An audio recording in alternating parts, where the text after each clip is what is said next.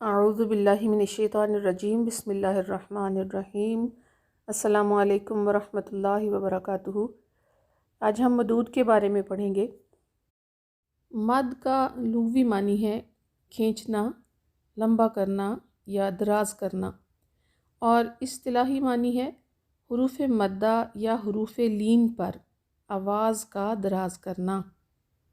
مد اصلی یعنی نیچرل مد کے بارے میں تو سب جانتے ہیں کہ الف سکون سے پہلے زبر، واو سکون سے پہلے پیش اور یا سکون سے پہلے زیر ہو تو یہ نیچرل مد ہے، اسے مد اصلی کہتے ہیں اور 2 حرکات تک لمبا کرتے ہیں۔ مد کی دوسری قسم مد فرعی ہے جو اپنی اصلی اور ذاتی مقدار سے بڑھا کر پڑھی جاتی ہے اور اس کا کوئی سبب یعنی کوئی وجہ ہوتی ہے۔ مد فرعی کی 4 قسمیں ہیں: واجب، جائز، عارض، لازم۔ ان تمام مدود کے لیے محل بھی چاہیے اور سبب بھی چاہیے۔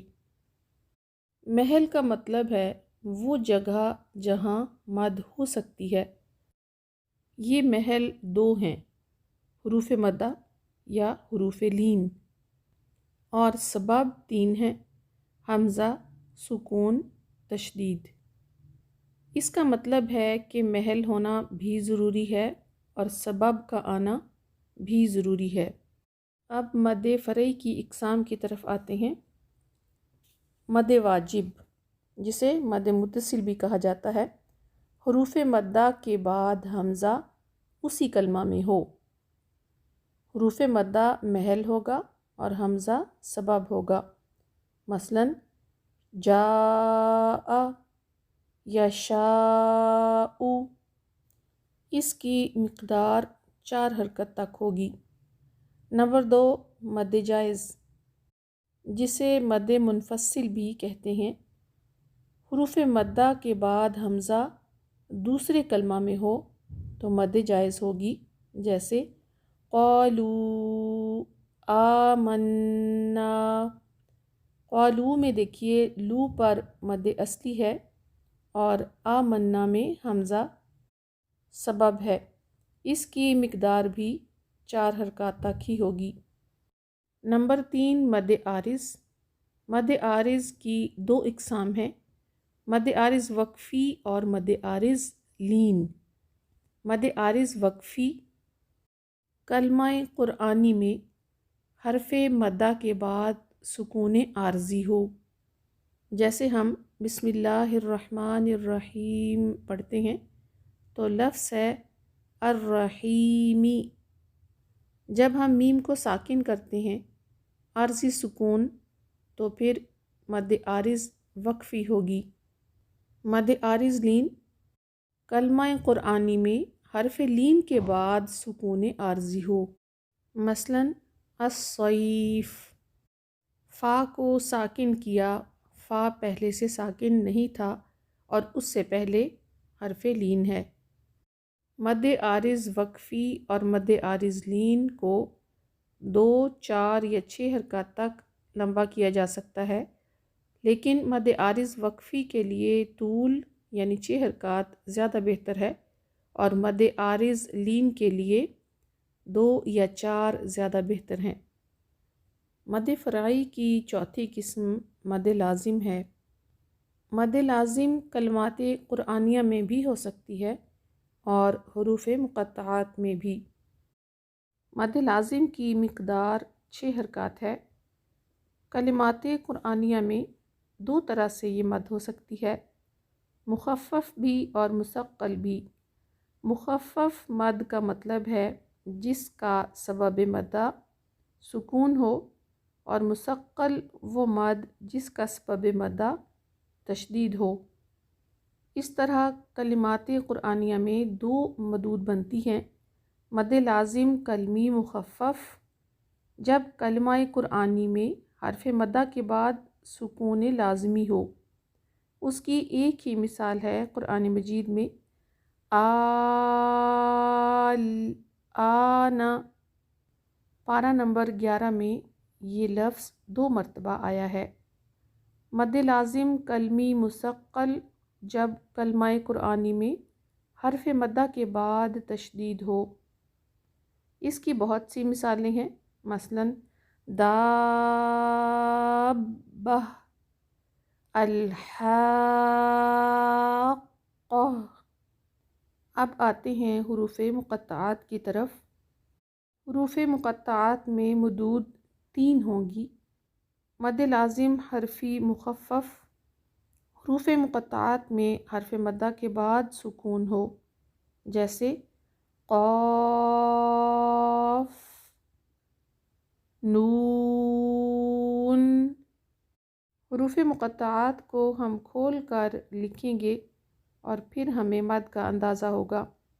मद लाजिम हरफी मुसक्कल, हुरूफ़ मुक़त्तआत में हरफ मद्दा के बाद तशदीद हो, जैसे अलिफ लाम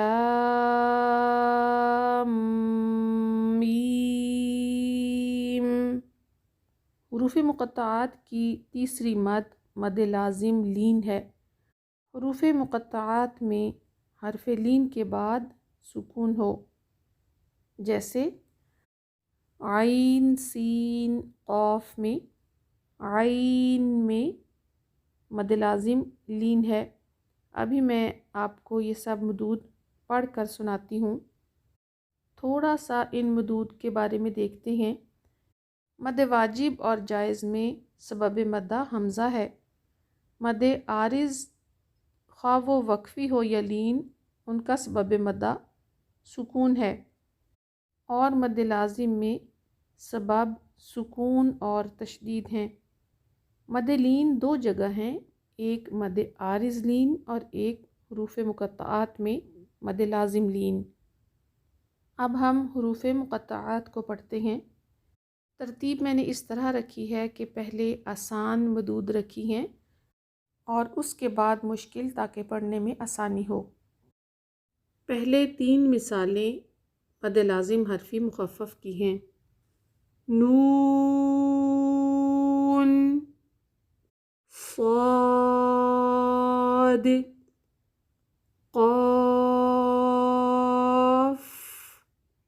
इन तीनों में हरफ मद्दा के बाद सुकून है। ताहा, यहाँ दोनों जगह मद असली हैं, मद नहीं है। अलिफ लाम मीम। अलिफ एक हरकत, उसके बाद मद लाजिम कलमी मुसक्कल, फिर शद अदा करेंगे और उसके बाद मद लाजिम हरफी मुख़फ़फ़। अलिफ लाम मीम रा। इसमें भी वही मदूद हैं, सिर्फ रा का इजाफा है जो कि मद असली की तरह है। अलिफ लाम रा, पहले मद लाजिम हरफी मुख़फ़फ़ है, फिर सिर्फ मद असली है।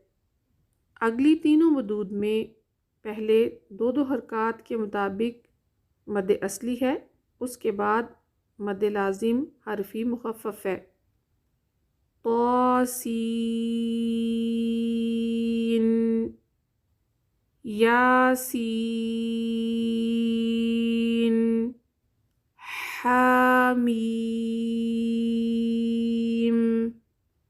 तासीम मीम में देखिए, ता मद असली, सीन मद लाजिम हरफी मुसक्कल क्योंकि उसके बाद शद आती है, और मीम में मद लाजिम हरफी मुख़फ़फ़।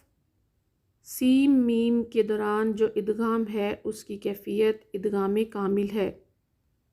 तासीम मीम।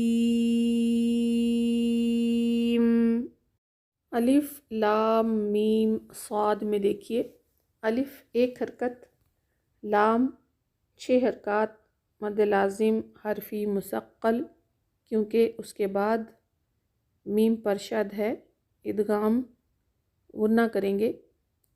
फिर मीम 6 हरकत, मद लाजिम हरफी मुख़फ़फ़। اور اس کے بعد صاد بھی مد لازم حرفی مخفف، یہ بھی 6 حرکات تک کی جائیں گی۔ الف لام میم صاد، کاف ہا یا عین صاد میں دیکھیے کاف مد لازم حرفی مخفف، ہا یا دو حرکات مد اصلی جتنا لمبا کریں گے۔ عین میں دیکھیے آئی کو بھی مد لازم لین ہے، 6 حرکات تک لمبا کریں گے۔ اس کے بعد نون ساکن کے بعد صاد ہے، یہاں اخفا ہوگا اور اخفا کی آواز پر ہوگی کیونکہ اگلا حرف پر ہے۔ صاد میں مد لازم حرفی مخفف 6 حرکات۔ کاف